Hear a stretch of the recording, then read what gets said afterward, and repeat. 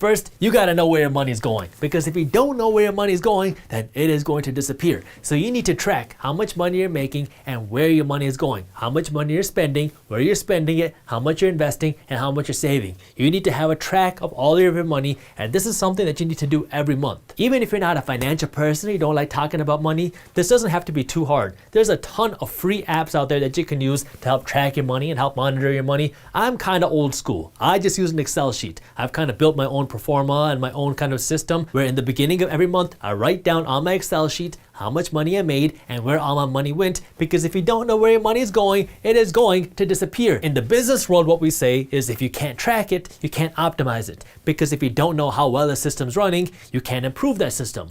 Well, it's the exact same with your money. If you don't know where all your money is going, you can't improve where your money is going. You can't improve your wealth because you have nowhere to see how your money is being spent. Once you start writing down where your money is going, the second thing you need to do is build a financial shield, because you need savings. Right now, the vast majority of Americans don't have $1,000 saved up, but the reality is sometimes life happens and emergencies happen and you need cash to cover that emergency, because if you don't have cash, then now you got to go into credit card debt, which is very expensive, or you got to get a payday loan, or you got to get a hard money loan. And in all of these situations, you are getting skinned alive by the lender. And I don't want you to do that, which is why you need to start saving some cash. That way you have a financial shield to protect you from emergencies. In general, your goal should be to save something like 3 to 6 months worth of expenses in your savings account. Now, this savings money is not money that you're going to use for a down payment on a house. It's not money that you're going to use to go buy a nice car. It's not money you're going to use to buy a new cell phone. This money is just sitting there to protect you from an emergency. That way you don't have to go into credit card debt when an emergency happens. So this should be your base goal, 3 to 6 months worth of savings.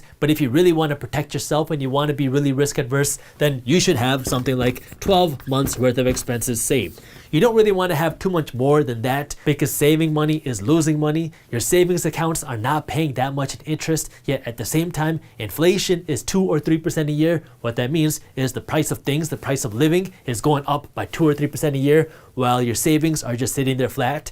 So if your savings aren't growing, but the price of everything else around you keeps going up by 2 or 3% a year, that means your savings are essentially losing value each and every day, which is why, yeah, you need savings to protect you. But you don't want to save all your cash, because your goal should be to build your wealth, and I'm going to talk about that in just a second. If you're subscribed to our YouTube channel, you know that I love using my credit card to make transactions, because anytime I use a credit card, I get cash back, I get points, and I never carry any interest because I pay off my entire credit card balance in full every single month. That way I get the perks and the rewards from the credit card company, and I don't pay them any additional money in interest. But a lot of people right now are getting skinned alive by the credit card companies because they're spending money on extra guac that they can't afford, and now you're having to pay 15, 16, 17, 18% interest on that extra guac, which is skinning you alive. And so what you need to do right now is stop bleeding cash. You know, it's always kind of funny to think about this, because we talk a lot about investing on a YouTube channel, and I'll talk about, okay, if you get a 7% return on your money, this is what will happen, or if you get a 10% return on your money, this is what will happen. And every single time I do that, people will leave comments saying things like, or where am I supposed to get a consistent 10% return? But at the same time, do you want to know somebody who is getting a consistent 19% return every single year? Your credit card company. And you are the one paying it if you have credit card debt. Let me show you what I mean. So I was reading on a NerdWallet article that many Americans are taking more than 10 years to pay off their credit card debt. So if your credit card company is charging you 19% a year, what would happen if you invested that money and got a 19% return on your money? If you could invest $1,000 a month, and let's say you can get a 19% return on your money every single year.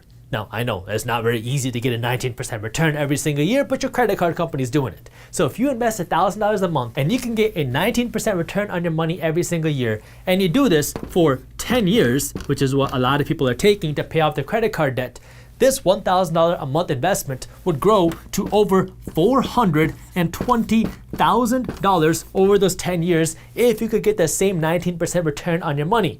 Well, your credit card is getting that 19% return on your money, and so your credit card is becoming wealthy because of you while you are staying broke. So what you need to do right now is you need to stop bleeding cash because you need to pay off your credit card debt as fast as possible. Credit cards are a tool. If you know how to use them and you know how to use your money, you can get a bunch of free perks, you can get a bunch of cash back for doing nothing except making your regular transactions with a credit card.